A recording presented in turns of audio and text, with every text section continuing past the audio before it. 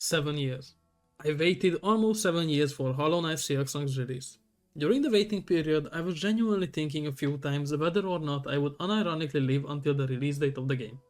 I was sure that Team Cherry was making it, I was just unsure when it would come out. Months passed, every single year I was hoping to see the game at the Summer Game Show, the Game Awards, any big event you could imagine. Yet, nothing came. And finally, 2 weeks before September of 2025, the release date was finally revealed. I was ecstatic. The original Hollow Knight is one of my, if not favorite indie games of all time. The fact that a €15 game could make me feel things that I haven't felt in a very long time the first time I played it, I was blown away. I was sure that the wait would be worth it for the sequel, but it blew away all of my expectations. The 7-year wait taught me something I didn't expect. The best games aren't made by the biggest studios with the most money, they are made by people who genuinely care. And over the past year, I realized I would rather play a $20 passion project than a $70 soulless cash grab. This video is about 3 games that reminded me what gaming is supposed to feel like. While Silksong is in fact a 2D Metroidvania and it has some of the lowest system requirements you could ever imagine, it presented the most meticulously crafted passion project I have ever seen. Hand-drawn scenery that could rival those found in AAA games, enemies and bosses who had some of the most annoying yet some of the most fun designs I have ever seen.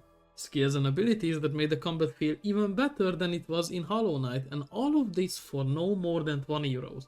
Did it surpass the first game in every way imaginable? Absolutely. Are you gonna die at least 250 times during your playthrough? Absolutely. The game is a true testament of what making games should be about. Despite the fact that it's an indie game and it took the creators more than 7 years to perfect it, they still delivered on their promise, and man did they do that. Consistency is the key, people. Rushing things is never gonna be the key to solving your problems, and this shows it. It's better to take things slow and not just create something for people to like, but something that you like. It's a good thing I brought up this point because while we are at it, let's talk about another sequel that was finally released last year and also managed to become better than the first game, and that is none other than Hades 2. Hades 2 was yet another indie game that was on my watchlist ever since it was announced. Now, this game was the shit. The game that will be held among the best roguelikes ever made. I have a personal story with the first game. Back when it came out 6 years ago, oh my god, it's been that long. I wasn't hooked by the game initially. I did watch a video or my friend play, but it just didn't feel that entertaining, I guess. Then after a few days, I decided to play the game. Back then I was still just a 16-year-old kid who lives in Romania, so I did what almost every other person does in our country. Pirate the game. I downloaded it, loaded it up, and I played through the first run. Boy, if I tell you how badly I judged the game just by seeing it before. The moment I actually saw it on my screen as I was playing it, it was like my whole worldview just shifted. I immediately deleted the game after my first run and bought it for €20. The game was so good that it shifted my whole personality. From that day on, I hated pirating games. I was like, okay, let's see what I could do with €1 IRL. I could probably buy myself food with that kind of money that would last me a few days. Or I can buy a game that will bring me hundreds of hours of entertainment that I can play whenever I want for the rest of my life after only paying once. And ever since then, whenever a game comes out that I want, I just simply buy it. I want to support developers who actually love making the games they are working on. And when Hades 2 was first released, in early access mind you, I bought the game immediately. I didn't hesitate for a single second about it. I put in 100 hours into the early access and another 100 after the 1.0 release. I even got 100% of achievements in the game. But man did I like it more than the first. While the first one was a masterpiece already, the second one seemed to somehow up the game even more. The abilities were stronger to use, new mechanics arise like the magic system instead of the old cast ammo one. There were completely new weapons in the game, pets, new gods, new settings, oh my god, the levels are so gorgeous in the game, and the bosses all felt strong. For those of you who only played after the 1.0 release, you have no idea how strong Prometheus was in early access. I reached him at least 6 to 7 times. Oh my, okay, that wasn't intentional. And I couldn't even come close to beating him, it was a nightmare. But I definitely saw improvement in myself as well, especially now that I have played more roguelikes. After all these years, I was definitely playing smarter, so to speak, and it showed.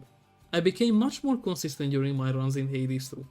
Hell, I definitely won most of my runs. I even had one of the biggest win streaks I ever had in any roguelike ever made.